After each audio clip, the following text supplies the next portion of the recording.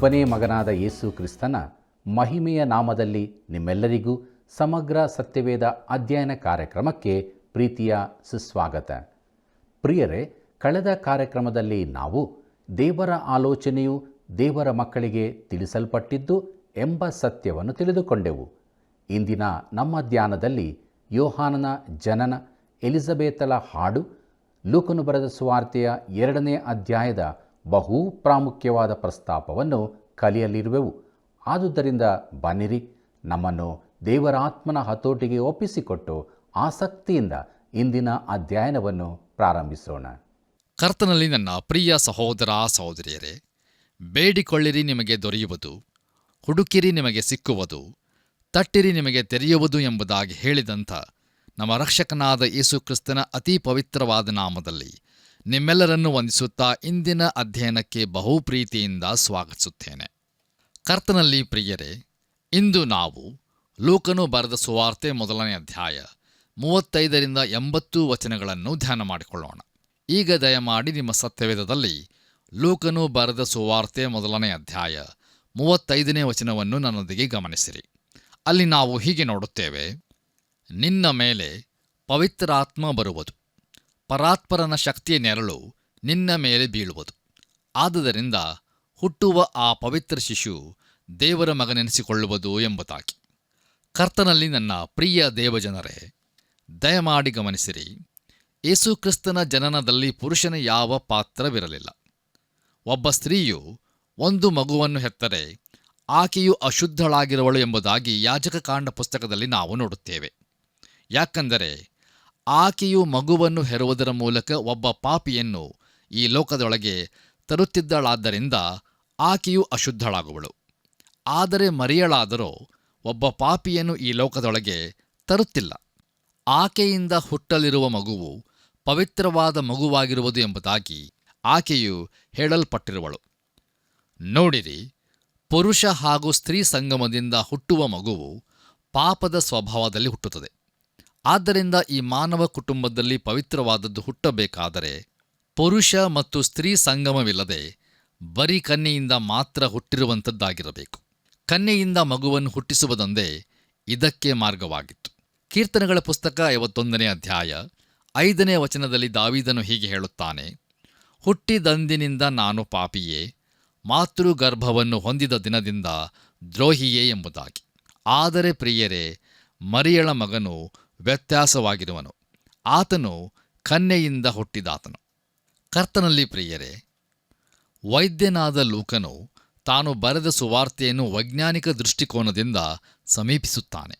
ಅವನು ತಾನು ನಜರೇತಿನ ಯೇಸುವನ್ನು ಬಹು ಸೂಕ್ಷ್ಮವಾಗಿ ಪರೀಕ್ಷಿಸಿ ಆತನು ದೇವರು ಎಂದು ತನ್ನ ನಿರ್ಣಯಗಳು ತಿಳಿಸುತ್ತವೆ ಎಂಬುದಾಗಿ ಹೇಳುತ್ತಿರುವನು. ಯೋಹಾನನು ತನ್ನ ಸುವಾರ್ತೆಯಲ್ಲಿ ಯಾವ ಮುಕ್ತಾಯದ ಹಂತಕ್ಕೆ ಬಂದಿದ್ದನೋ ಅದೇ ಹಂತಕ್ಕೆ ಲೂಕನು ಬಂದನು. ಆದರೆ ಇವನ ಕಾರ್ಯವಿಧಾನ ಹಾಗೂ ತಂತ್ರವು ವಿಭಿನ್ನವಾಗಿದ್ದವು. ವೈದ್ಯನಾದ ಲೂಕನು ಬಹಳ ಸರಳವಾದ, ಸಾಮಾನ್ಯವಾದ ಹಾಗೂ ಸ್ಪಷ್ಟವಾದ ಭಾಷೆಯನ್ನು ಉಪಯೋಗಿಸುವುದರ ಮೂಲಕ ತನ್ನ ಕಂಡುಹಿಡಿಯುವಿಕೆಗಳನ್ನು ಪ್ರಸ್ತುತಪಡಿಸಿರುವನು. ಅವುಗಳನ್ನು ಅರ್ಥ ಮಾಡಿಕೊಳ್ಳಲು ಎಲ್ಲರಿಂದಲೂ ಸಾಧ್ಯವಾಗುತ್ತವೆ.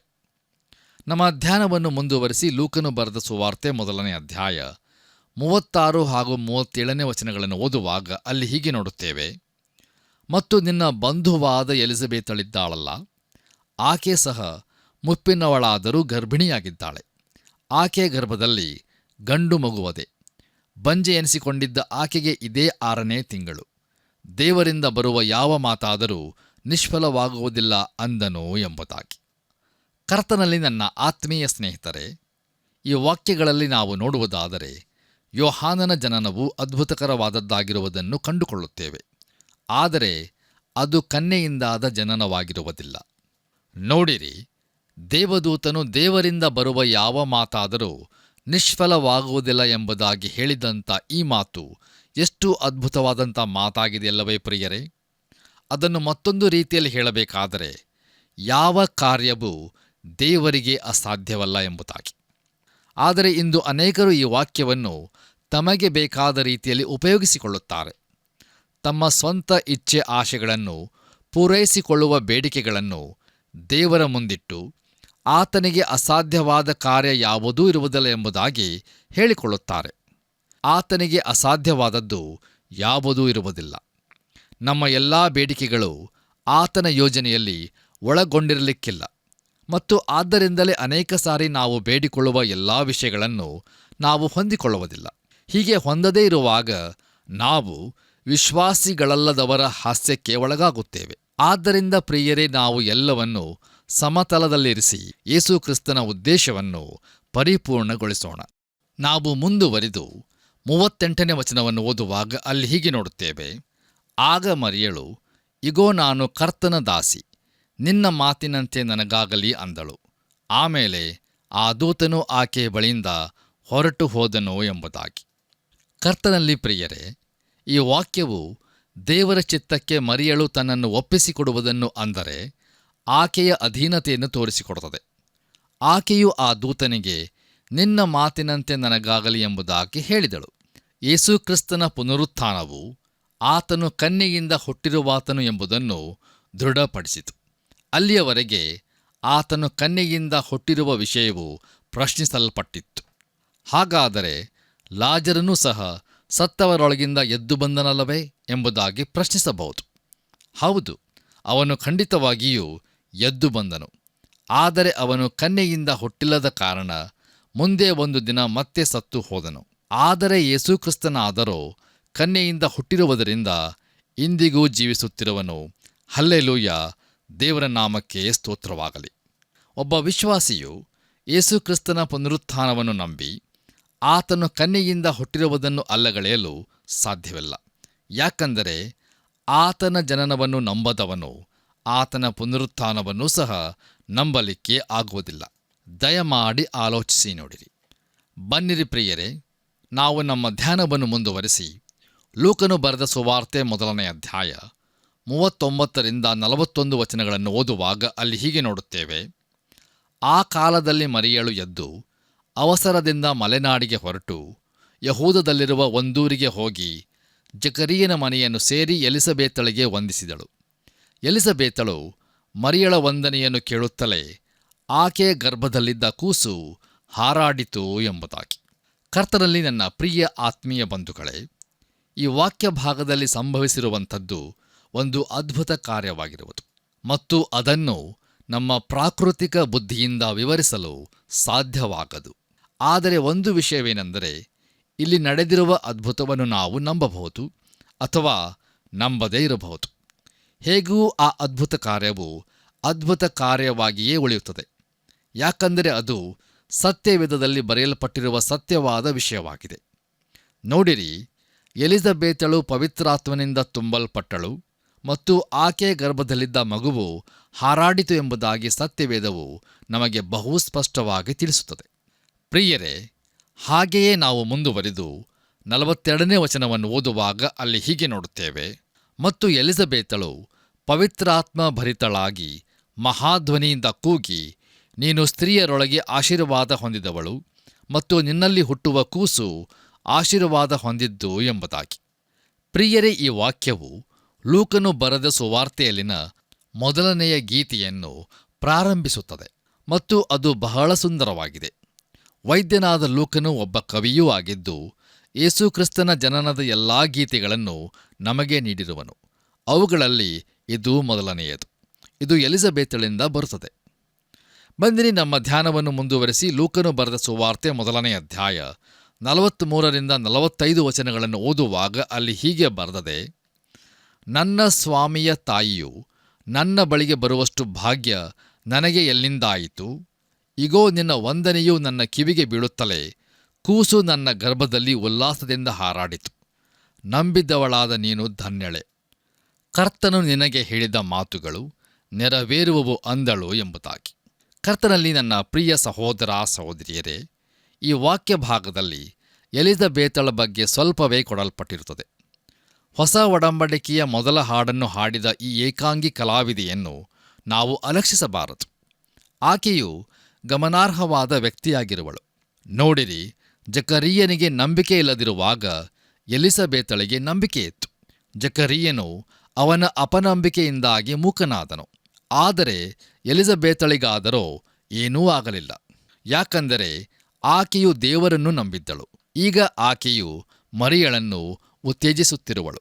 ಬನ್ನಿರಿ ಪ್ರಿಯರೇ, ಈಗ ನಾವು ನಮ್ಮ ಧ್ಯಾನದಲ್ಲಿ ಮುಂದುವರೆದು ಲೂಕನು ಬರೆದ ಸುವಾರ್ತೆ 1ನೇ ಅಧ್ಯಾಯ 46ರಿಂದ 48 ವಚನಗಳನ್ನು ಓದಿಕೊಳ್ಳೋಣ. ಅಲ್ಲಿ ನಾವು ಹೀಗೆ ನೋಡುತ್ತೇವೆ. ಆಗ ಮರಿಯಳು ಹೇಳಿದ್ದೇನೆಂದರೆ, ನನ್ನ ಪ್ರಾಣವು ಕರ್ತನನ್ನು ಕೊಂಡಾಡುತ್ತದೆ, ನನ್ನ ಆತ್ಮವು ನನ್ನ ರಕ್ಷಕನಾದ ದೇವರ ವಿಷಯದಲ್ಲಿ ಉಲ್ಲಾಸಗೊಂಡದೆ. ಆತನು ತನ್ನ ದಾಸಿಯ ದೀನಸ್ಥಿತಿಯ ಮೇಲೆ ಲಕ್ಷ್ಯವಿಟ್ಟಿದ್ದಾನೆ.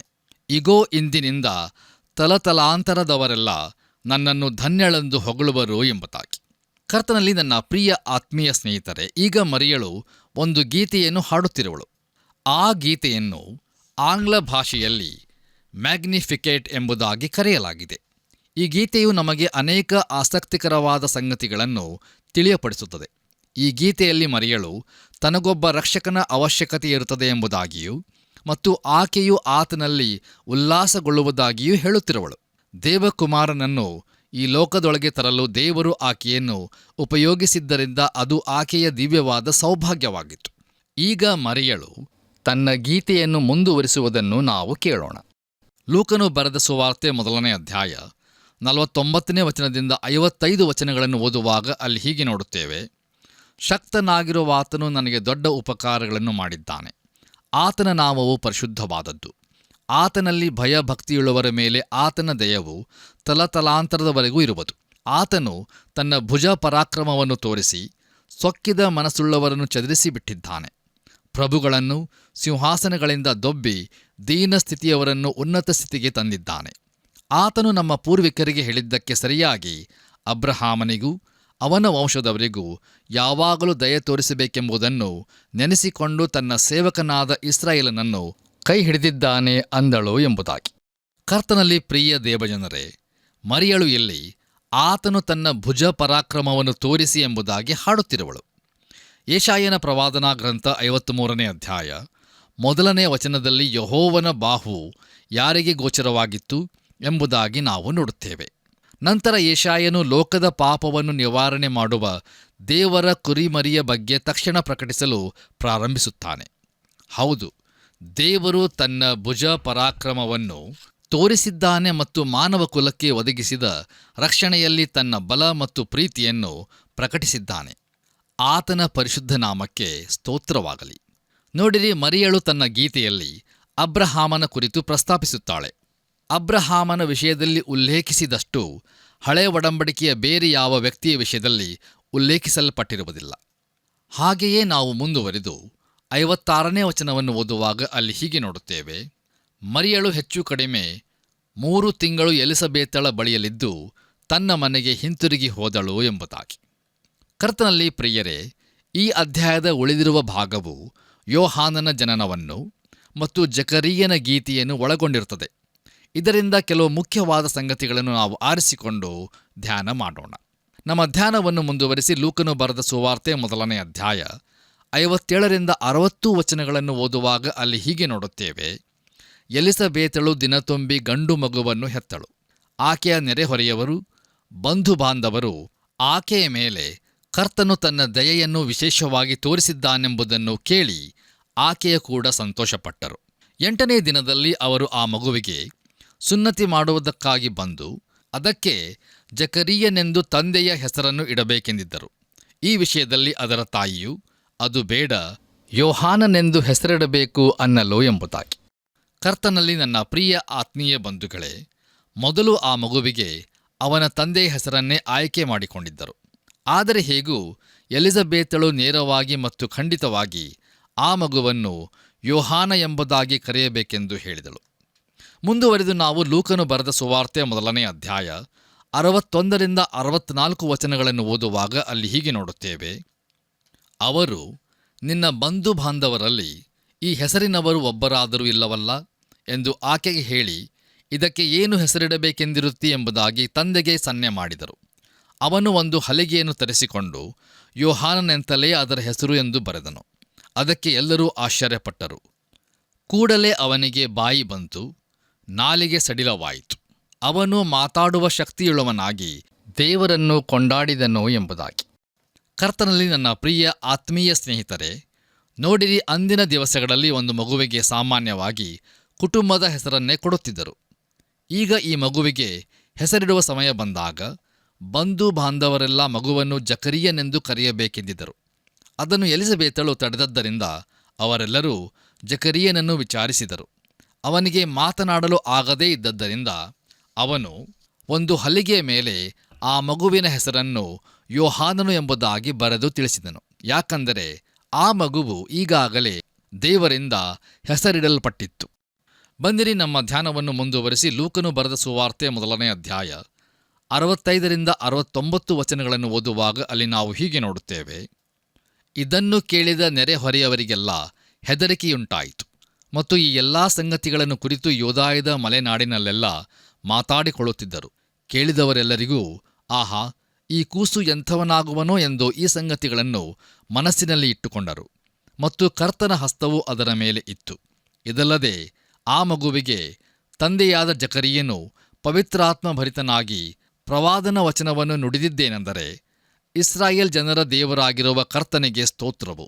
ಆತನು ಪೂರ್ವದಲ್ಲಿದ್ದ ತನ್ನ ಶ್ರೀ ಪ್ರವಾದಿಗಳ ಬಾಯಿಂದ ತಾನು ಹೇಳಿದಂತೆಯೇ ತನ್ನ ಪ್ರಜೆಯನ್ನು ಪರಾಮರಿಸಿ ಅವರಿಗೆ ಬಿಡುಗಡೆಯನ್ನುಂಟು ಮಾಡಿದ್ದಾನೆ ಎಂಬುದಾಗಿ. ಪ್ರಿಯರೇ, ದಯಮಾಡಿ ಗಮನಿಸಿರಿ. 9 ತಿಂಗಳ ಕಾಲ ಮೂಕನಾಗಿದ್ದ ಜಕರಿಯನು ಯೋಹಾನನು ಹುಟ್ಟಿದಾಗ ಕೇವಲ ಮಾತಾಡುವುದಷ್ಟೇ ಅಲ್ಲ, ಅವನು ಹಾಡನ್ನೂ ಸಹ ಹಾಡಿದನು. ಇಲ್ಲಿಯವರೆಗೂ ನೋಡಿದಂಥ ಹಾಡುಗಳಲ್ಲಿ ಎಲಿಸಬೇತಳು 1ನೇ ಹಾಡನ್ನು ಹಾಡಿದಳು, ನಂತರ ಮರಿಯಳು 2ನೇ ಹಾಡನ್ನು ಹಾಡಿದಳು. ಈಗ ಜಕರಿಯನು ಹಾಡುತ್ತಿರುವುದು 3ನೇ ಹಾಡಾಗಿದೆ. ಅವನ ಹಾಡು ಅದು ಪ್ರವಾದನೆಯಾಗಿದೆ. ಪ್ರಿಯರೇ, ನಾವು ಮುಂದುವರಿದು ಲೂಕನು ಬರೆದ ಸುವಾರ್ತೆ 1ನೇ ಅಧ್ಯಾಯ 70ರಿಂದ 75 ವಚನಗಳನ್ನು ಓದುವಾಗ ಅಲ್ಲಿ ಹೀಗೆ ನೋಡುತ್ತೇವೆ. ತನ್ನ ಸೇವಕನಾದ ದಾವೀದನ ಮನೆತನದಲ್ಲಿ ನಮಗೋಸ್ಕರ ಒಬ್ಬ ರಕ್ಷಣಾ ವೀರನನ್ನು ಎಬ್ಬಿಸಿದ್ದಾನೆ. ಆತನು ನಮ್ಮ ಪಿತೃಗಳಿಗೆ ದಯೆಯನ್ನು ತೋರಿಸುವವನಾಗಿಯೂ ನಮ್ಮ ಮೂಲ ಪಿತೃವಾದ ಅಬ್ರಹಾಮನಿಗೆ ಪ್ರಮಾಣ ಮಾಡಿಕೊಟ್ಟ ತನ್ನ ಪರಿಶುದ್ಧವಾದ ಒಡಂಬಡಿಕೆಯನ್ನು ನೆನೆಸಿಕೊಳ್ಳುವನಾಗಿಯೂ ಇದ್ದು, ನಮ್ಮ ವೈರಿಗಳಿಂದಲೂ ನಮ್ಮನ್ನು ದ್ವೇಷಿಸುವವರೆಲ್ಲರ ಕೈಯಿಂದಲೂ ನಮ್ಮನ್ನು ತಪ್ಪಿಸಿ ರಕ್ಷಿಸಿದ್ದಾನೆ. ಹೀಗೆ ನಾವು ನಮ್ಮ ವೈರಿಗಳ ಕೈಯಿಂದ ಬಿಡುಗಡೆ ಹೊಂದಿ ಭಯವಿಲ್ಲದವರಾಗಿದ್ದು ನಮ್ಮ ಜೀವಮಾನದಲ್ಲೆಲ್ಲ ನಿರ್ಮಲ ಚಿತ್ತದಿಂದ ನೀತಿಯಿಂದಲೂ ತನ್ನ ಸನ್ನಿಧಿಯಲ್ಲಿ ಸೇವೆ ಮಾಡುವಂತೆ ನಮಗೆ ಅನುಕೂಲ ಮಾಡಿದ್ದಾನೆ ಎಂಬುದಾಗಿ. ಕರ್ತನಲ್ಲಿ ಪ್ರಿಯ ದೇವಜನರೇ, ದೇವರು ಅಬ್ರಹಾಮನಿಗೆ ಈ ವಾಗ್ದಾನಗಳನ್ನು ಮಾಡಿದನು. ಅಬ್ರಹಾಮನಿಗೆ ಕೊಡಲ್ಪಟ್ಟ ಈ ವಾಗ್ದಾನಗಳನ್ನು ದೇವರು ನೆರವೇರಿಸುವನು ಎಂದು ಮರಿಯಳು, ಎಲಿಸಬೇತಳು ಮತ್ತು ಜಕರಿಯನು ಇನ್ನೂ ನಂಬಿದ್ದರು. ಬನ್ನಿರಿ ಪ್ರಿಯರೇ, ನಮ್ಮ ಧ್ಯಾನದಲ್ಲಿ ನಾವು ಮುಂದುವರೆದು ಲೂಕನು ಬರೆದ ಸುವಾರ್ತೆ 1ನೇ ಅಧ್ಯಾಯ 76ರಿಂದ 80 ವಚನಗಳನ್ನು ಓದಿಕೊಳ್ಳೋಣ. ದಯಮಾಡಿ ಈ ವಚನಗಳನ್ನು ನಿಮ್ಮ ಸತ್ಯವೇದದಲ್ಲಿ ನನ್ನೊಂದಿಗೆ ಗಮನಿಸಿರಿ. ಅಲ್ಲಿ ಹೀಗೆ ಬರೆದದೆ, ಮಗುವೇ, ನೀನಾದರೂ ಪರಾತ್ಪರನ ಪ್ರವಾದಿ ಎನಿಸಿಕೊಳ್ಳುವಿ. ನೀನು ಕರ್ತನ ಮುಂದೆ ಹೋಗಿ ಆತನ ಹಾದಿಗಳನ್ನು ಸಿದ್ಧ ಮಾಡುವವನಾಗಿಯೂ ನಮ್ಮ ದೇವರು ಅತ್ಯಂತ ಕರುಣೆಯಿಂದ ದಯಪಾಲಿಸುವ ಪಾಪ ಪರಿಹಾರವೆಂಬ ರಕ್ಷಣೆಯ ತಿಳುವಳಿಕೆಯನ್ನು ತನ್ನ ಪ್ರಜೆಗೆ ಕೊಡುವವನಾಗಿಯೂ ಇರುವಿ. ಆ ಕರುಣೆಯಿಂದಲೇ ನಮಗೆ ಮೇಲಿನಿಂದ ಅರುಣೋದಯವು ಉಂಟಾಗಿ ಕತ್ತಲಲ್ಲಿಯೂ ಮರಣಾಂಧಕಾರದಲ್ಲಿಯೂ ವಾಸಿಸುವರಾದ ನಮಗೆ ಪ್ರಕಾಶ ಕೊಟ್ಟು ನಮ್ಮ ಕಾಲುಗಳನ್ನು ಸಮಾಧಾನದ ಮಾರ್ಗದಲ್ಲಿ ಸೇರಿಸಿ ನಡೆಸುವುದು ಅಂತನು. ಆ ಬಾಲಕನು ಬೆಳೆದು ಆತ್ಮದಲ್ಲಿ ಬಲವುಳ್ಳವನಾದನು ಮತ್ತು ಇಸ್ರಾಯೇಲ್ ಜನರಿಗೆ ತನ್ನನ್ನು ತೋರ್ಪಡಿಸಿಕೊಳ್ಳುವ ದಿನದವರೆಗೆ ಅರಣ್ಯ ಪ್ರದೇಶಗಳಲ್ಲಿ ಇದ್ದನು ಎಂಬುದಾಗಿ. ಕರ್ತನಲ್ಲಿ ನನ್ನ ಪ್ರಿಯ ಸಹೋದರ ಸಹೋದರಿಯರೇ, ಯೋಹಾನನನ್ನು ಉನ್ನತೋನ್ನತ ಪ್ರವಾದಿ ಎಂಬುದಾಗಿ ಕರೆಯಲ್ಪಡಬೇಕಾಗಿತ್ತು. ಅವನು ಕರ್ತನ ಮುಂದೆ ಆತನ ದಾರಿಗಳನ್ನು ಸಿದ್ಧಪಡಿಸಲು ಹೋಗಬೇಕಾಗಿತ್ತು. ಹೌದು ಪ್ರಿಯರೇ, ಸ್ನಾನಿಕನಾದ ಯೋಹಾನನು ಬಹು ಅಸಾಧಾರಣ ವ್ಯಕ್ತಿಯಾಗಿದ್ದನು ಮತ್ತು ದೇವರಿಗಾಗಿ ವಿಶೇಷವಾದ ಕೆಲಸವನ್ನು ಮಾಡಲು ಅವನು ಸಿದ್ಧನಾಗಿದ್ದನು. ಕರ್ತನಲ್ಲಿ ಪ್ರಿಯರೇ, ಇಲ್ಲಿಗೆ ಲೂಕನು ಬರೆದ ಸುವಾರ್ತೆಯ 1ನೇ ಅಧ್ಯಾಯದ ಧ್ಯಾನವು ಮುಕ್ತಾಯವಾಯಿತು. ಬನ್ನಿರಿ ಪ್ರಿಯರೇ, ನಮ್ಮ ಧ್ಯಾನವನ್ನು ಮುಂದುವರಿಸಿ ಈಗ ನಾವು ಲೂಕನು ಬರೆದ ಸುವಾರ್ತೆ 2ನೇ ಅಧ್ಯಾಯದ ಪೀಠಿಕಾ ಭಾಗವನ್ನು ಧ್ಯಾನಿಸೋಣ. ಪ್ರಿಯರೇ, ಈ 2ನೇ ಅಧ್ಯಾಯದ ಮುಖ್ಯ ಪ್ರಸ್ತಾಪವು ಬೆತ್ಲೆಹೇಮಿನ ಗೋದಲಿಯಲ್ಲಿ ಯೇಸುವಿನ ಜನನ, ಯೇಸುವಿನ ಅಂಗೀಕಾರ, ಆತನ ಜನನವನ್ನು ದೂತರು ಕುರುಬರಿಗೆ ತಿಳಿಸಿದ್ದು, ಕುರುಬರು ಯೇಸುವನ್ನು ಕಂಡುಕೊಂಡದ್ದು, ಯೇಸುವಿನ ಸುನ್ನತಿ ಮತ್ತು ಮರಿಯಳ ಶುದ್ಧೀಕರಣ, ದೇವಾಲಯದಲ್ಲಿ ಸೀಮೆಯವನಿಗೆ ಸಂಬಂಧಿಸಿದ ಘಟನೆ, ದೇವಾಲಯದಲ್ಲಿ ಅನ್ನಳಿಗೆ ಸಂಬಂಧಿಸಿದ ಘಟನೆ ನಜರೇತಿಗೆ ಹಿಂದಿರುಗಿದ್ದು, ಯೇಸು 12 ವರ್ಷದವನಿದ್ದಾಗ ಯೋಸೇಫ ಮರಿಯಳೊಂದಿಗೆ ಯೆರೂಸಲೇಮನ್ನು ಸಂಧಿಸಿದ್ದು ಎಂಬುದಾಗಿರುತ್ತದೆ. ಕರ್ತನಲ್ಲಿ ನನ್ನ ಪ್ರಿಯ ಸಹೋದರ ಸಹೋದರಿಯರೇ, ನಾವು ವಾಕ್ಯ ಭಾಗಕ್ಕೆ ಹೋಗುವ ಮೊದಲು ಕೆಲವು ಹಿನ್ನೆಲೆಯ ಸಂಗತಿಗಳನ್ನು ಗಮನಿಸುವುದು ಬಹಳ ಅವಶ್ಯವಾಗಿರುತ್ತದೆ. ನೋಡಿರಿ, ಲೂಕನ ಸುವಾರ್ತೆಯು ಐತಿಹಾಸಿಕವಾಗಿರುವುದನ್ನು ಹಾಗೂ ಅದನ್ನು ಯೋಚಿಸುವ ಮನುಷ್ಯನಿಗೆ, ಅದರಲ್ಲೂ ವಿಶೇಷವಾಗಿ ಗ್ರೀಕರಿಗೆ ಬರೆದಿರುವುದನ್ನು ನಾವು ಸ್ಮರಿಸಿಕೊಳ್ಳಬಹುದು. ದೇವಕುಮಾರನನ್ನು ಪ್ರಸ್ತುತಪಡಿಸುವ ಮಹತ್ತರವಾದಂಥ ಉದ್ದೇಶವನ್ನು ಈ ಸುವಾರ್ತೆಯು ಹೊಂದಿರುತ್ತದೆ. ಗತಕಾಲದ ಭಕ್ತರಲ್ಲಿ ಒಬ್ಬನಾದ ನಿಯಾಂಡರ್ ಎಂಬವನು ಈ ರೀತಿಯಾದಂಥ ಹೇಳಿಕೆಯನ್ನು ನೀಡಿರುತ್ತಾನೆ. ಕ್ರೈಸ್ತತ್ವದ ನೆಡುವಿಕೆಗೆ ಮಣ್ಣನ್ನು ಸಿದ್ಧಗೊಳಿಸಲು ಮಹಾ ಐತಿಹಾಸಿಕವಾದ 3 ರಾಷ್ಟ್ರಗಳು ತಮ್ಮದೇ ಆದ ವಿಚಿತ್ರವಾದ ರೀತಿಯಲ್ಲಿ ನೆರವಾಗಬೇಕಾಗಿತ್ತು. ಧಾರ್ಮಿಕ ಮೂಲಧಾತುವಿನ ಪಕ್ಕದ ಮೇಲೆ ಯಹೂದ್ಯರು, ವಿಜ್ಞಾನ ಮತ್ತು ಕಲೆಯ ಪಕ್ಕದ ಮೇಲೆ ಗ್ರೀಕರು ಹಾಗೂ ರಾಜಕೀಯ ಮೂಲಧಾತುವಿನ ಪಕ್ಕದ ಮೇಲೆ ಜಗತ್ತಿನ ವರಿಷ್ಠರಂತೆ ರೋಮಾಯರು ಎಂಬುದಾಗಿ. ಮತ್ತಾಯನು, ಮಾರ್ಕನು ಮತ್ತು ಲೂಕನು ಇವರು ಬರೆದ ಸುವಾರ್ತೆಗಳು ಮಾನವ ಕುಲದ ನಿರ್ದಿಷ್ಟವಾದಂಥ ಖಂಡಗಳಿಗೆ ತಲಾ ಒಂದರಂತೆ ನಿರ್ದೇಶಿಸಲ್ಪಟ್ಟಿದ್ದವು. ಮತ್ತಾಯನ ಸುವಾರ್ತೆಯು ಯಹೂದ್ಯರಿಗೆ ಬರೆಯಲ್ಪಟ್ಟಿದ್ದರೆ, ಮಾರ್ಕನ ಸುವಾರ್ತೆಯು ರೋಮನ್ನರಿಗೆ ಬರೆಯಲ್ಪಟ್ಟಿತು ಮತ್ತು ಲೂಕನ ಸುವಾರ್ತೆಯು ಗ್ರೀಕರಿಗೆ ಬರೆಯಲ್ಪಟ್ಟಿತ್ತು. ಡಾಕ್ಟರ್ ಗ್ರೆಗೋರಿ ಹೀಗೆ ಬರೆದರು: ಗ್ರೀಕರು ಕೆಲವು ಖಚಿತವಾದ ಪ್ರಮುಖ ಗುಣಲಕ್ಷಣಗಳಿಂದಾಗಿ ಇತರ ಐತಿಹಾಸಿಕ ಜನಾಂಗಗಳಿಂದ ಸ್ಪಷ್ಟವಾಗಿ ಪ್ರತ್ಯೇಕಿಸಲ್ಪಟ್ಟಿದ್ದಾರೆ. ಪ್ರಾಚೀನ ಜಗತ್ತಿನಲ್ಲಿ ಅವರು ವಿವೇಚನಾಶಕ್ತಿಗೂ ಮತ್ತು ಮಾನವೀಯತೆಗೂ ಪ್ರತಿನಿಧಿಗಳಾಗಿದ್ದರು. ಮನುಷ್ಯನನ್ನು ಪರಿಪೂರ್ಣಗೊಳಿಸುವ ಧ್ಯೇಯವು ಅವರ ಮೇಲಿರುವುದೆಂದು ಅವರು ತಮ್ಮನ್ನು ತಾವು ನೋಡಿಕೊಳ್ಳುತ್ತಿದ್ದರು ಎಂಬುದಾಗಿ. ಅವರು ಅಂದಿನ ಕಾಲದ ವಿಶ್ವ ಪ್ರಜೆಗಳಾಗಿದ್ದರು. ಅವರು ತಮ್ಮ ದೇವತೆಗಳನ್ನು ಮನುಷ್ಯನ ಹೋಲಿಕೆಯಲ್ಲಿ ಹಾಗೂ ತಮ್ಮ ಹೋಲಿಕೆಯಲ್ಲಿ ಮಾಡುತ್ತಿದ್ದರು ಮತ್ತು ಅದರಿಂದಾಗಿ ಮಾನವ ಸಂಸ್ಕೃತಿಗೆ ಸಂಪೂರ್ಣ ಸಾಂಸಾರಿಕತೆಯನ್ನು, ದೈವರಹಿತತೆಯನ್ನು ಸೇರಿಸಿದರು. ಕರ್ತನಲ್ಲಿ ಪ್ರಿಯರೇ, ದಯಮಾಡಿ ಗಮನಿಸಿರಿ. ಅಥೇನೆ ಪಟ್ಟಣಕ್ಕೆ ಹೋಗಿ ಅಲ್ಲಿ ಅವರ ತಿಳಿಯದ ದೇವರ ಬಲಿಪೀಠದ ವಿಷಯವಾಗಿ ಗ್ರೀಕರಿಗೆ ಜ್ಞಾನೋದಯವನ್ನುಂಟು ಮಾಡಲು ಪೌಲನೇ ಸರಿಯಾದ ವ್ಯಕ್ತಿಯಾಗಿದ್ದನು. ಅನ್ಯನಾದ ಡಾಕ್ಟರ್ ಲೂಕನು ಅವನೊಂದಿಗೆ ಹೋದನು. ನೋಡಿರಿ, ಗ್ರೀಕರ ಜೀವನ ಧ್ಯೇಯ ಸ್ಪಷ್ಟವಾಗಿಯೂ ಈ ಲೋಕದಲ್ಲಿ ಕರ್ತನಾದ ಯೇಸುಕ್ರಿಸ್ತನ ಬರುವಿಕೆಯ ಸಿದ್ಧತೆಯ ಭಾಗವಾಗಿತ್ತು.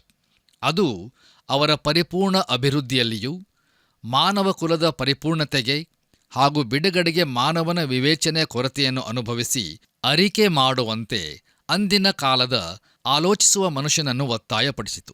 ಈ ಕಾರ್ಯವನ್ನು ಕಡೆಗಾಣಿಸಲು ಶಕ್ತನಾದ ಒಬ್ಬ ಮನುಷ್ಯನಿಗಾಗಿ ಅವರು ಎದುರು ನೋಡುತ್ತಾ ಕಾದುಕೊಂಡಿರುವಂತಾಯಿತು.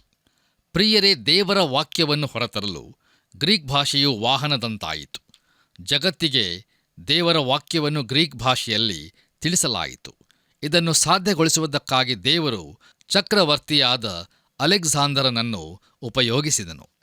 ಈ ಚಕ್ರವರ್ತಿಯಾದ ಅಲೆಕ್ಸಾಂದರನ ವಿಷಯವಾಗಿ ಹೀಗೆ ಬರೆಯಲ್ಪಟ್ಟಿದೆ: ಆಸ್ಯ ತೀರದ ಅಂಚಿನಲ್ಲಿ ಯಾವ ಕ್ರಮವಿಲ್ಲದೆ ಬಿದ್ದಿದ್ದ ನಾಗರಿಕತೆಯ ಬಲೆಯನ್ನು ತೆಗೆದುಕೊಂಡು ತಾನು ತನ್ನ ಅದ್ಭುತವಾದ ಕಾರ್ಯಾಚರಣೆ ಸರಣಿಗಳಲ್ಲಿ ಹಾದು ಹೋದ ಇತರ ರಾಷ್ಟ್ರಗಳ ಮೇಲೆ ಹರಡಿದನು. ಇದ್ದಕ್ಕಿದ್ದ ಹಾಗೆ ಪೂರ್ವವೂ ಪಶ್ಚಿಮವೂ ಒಟ್ಟಾಗಿ ಸೇರಿಸಲ್ಪಟ್ಟವು. ಒಂದು ಸಾಮಾನ್ಯ ಸರ್ಕಾರದ ಅಡಿಯಲ್ಲಿ ಬೇರ್ಪಟ್ಟ ಕುಲಗಳು ಒಂದುಗೂಡಿದವು. ರಾಜಕೀಯ ಜೀವನದ ಕೇಂದ್ರಗಳಾಗಿ ಹೊಸ ಪಟ್ಟಣಗಳು ಕಟ್ಟಲ್ಪಟ್ಟವು. ವಾಣಿಜ್ಯ ಚಟುವಟಿಕೆಯ ಹರಿಯುವ ಸಾಧನಗಳಾಗಿ ಸಂಪರ್ಕದ ಹೊಸ ಶ್ರೇಣಿಗಳನ್ನು ತೆರೆಯಲಾಯಿತು. ನೂತನ ಸಂಸ್ಕೃತಿಯು ಪಿಸಿದ್ಯ ಮತ್ತು ಲೈಕೆಯೋನಿಯಾ ಬೆಟ್ಟದ ಸಾಲುಗಳನ್ನು ಹೊಕ್ಕಿತು. ಟೈಗ್ರಿಸ್ ಮತ್ತು ಯುಫ್ರೇಟಿಸ್ ನದಿಗಳು ಗ್ರೀಕ್ ನದಿಗಳಾದವು. ಬ್ಯಾಬಿಲೋನಿಯಾದ ಯಹೂದ್ಯರ ಕಾಲೋನಿಗಳಲ್ಲಿ ಅಥೇನೆಯರ ಭಾಷೆಯು ಕೇಳಲ್ಪಟ್ಟಿತು ಮತ್ತು ಐಗುಪ್ತದಲ್ಲಿ ಚಕ್ರವರ್ತಿಯಿಂದ ಗ್ರೀಕರ ಬಾಬೆಲ್ ಪಟ್ಟಣವು ಕಟ್ಟಲ್ಪಟ್ಟು ಅದಕ್ಕೆ ಚಕ್ರವರ್ತಿಯ ಹೆಸರನ್ನೇ ಇಡಲಾಯಿತು. ಇಂದಿಗೂ ಆ ಪಟ್ಟಣವು ಅಲೆಕ್ಸಾಂದ್ರಿಯಾ ಎಂಬುದಾಗಿ ಕರೆಯಲ್ಪಡುತ್ತಿದೆ. ಇಲ್ಲಿಗೆ ಪ್ರಿಯರೇ, ಇಂದಿನ ವಾಕ್ಯಧ್ಯಾನವು ಮುಕ್ತಾಯವಾಯಿತು. ತಂದೆಯಾದ ದೇವರು ನಿಮ್ಮನ್ನು ಹೇರಳವಾಗಿ ಆಶೀರ್ವದಿಸಲಿ. ಕರ್ತನ ಕೃಪೆಯು ಸದಾ ನಿಮ್ಮೊಂದಿಗಿರಲಿ. ಪ್ರಿಯ ದೇವಜನರೇ, ಸತ್ಯವೇದ ಅಧ್ಯಯನವು ಇಂದು ನಮಗೆ ಸ್ಥಾನಿಕನಾದ ಯೋಹಾನನ ಜನನದ ಬಳಿಕ ಅಲ್ಲಿಯ ತನಕ ಮೂಕನಾದ ಜಕರಿಯನು ಮಾತನಾಡಿದ್ದು, ದೇವರು ತನ್ನ ವಾಗ್ದಾನಗಳನ್ನು ನೆನಪಿಗೆ ತರುತ್ತಾನೆ. ಕ್ರೈಸ್ತತ್ವದ ನೆಡುವಿಕೆಗೆ ಮಣ್ಣನ್ನು ಸಿದ್ಧಗೊಳಿಸಲು ಮಹಾ ಐತಿಹಾಸಿಕವಾದ 3 ರಾಷ್ಟ್ರಗಳು ತಮ್ಮದೇ ಆದ ರೀತಿಯಲ್ಲಿ ನೆರವಾಗಬೇಕಾದದ್ದನ್ನು ತಿಳಿದುಕೊಂಡವು.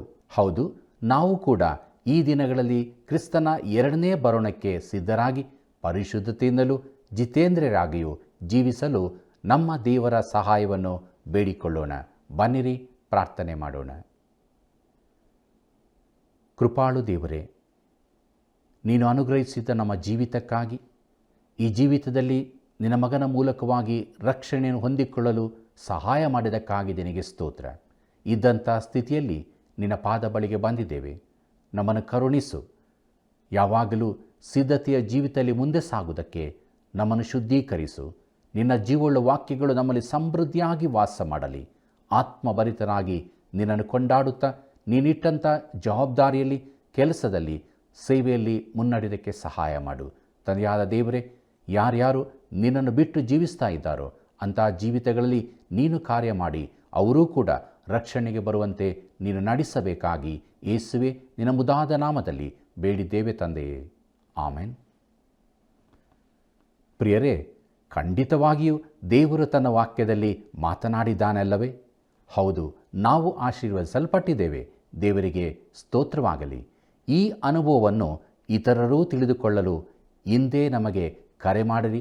ನಿಮ್ಮ ಅಮೂಲ್ಯವಾದ ಕರೆಯು ಬಹು ಅಗತ್ಯವಾಗಿದೆ ಮತ್ತು ಕಾರ್ಯಕ್ರಮವನ್ನು ಬೆಂಬಲಿಸಿರಿ. ತಿರುಗಿ ಭೇಟಿಯಾಗೋಣ. ವಂದನೆಗಳು.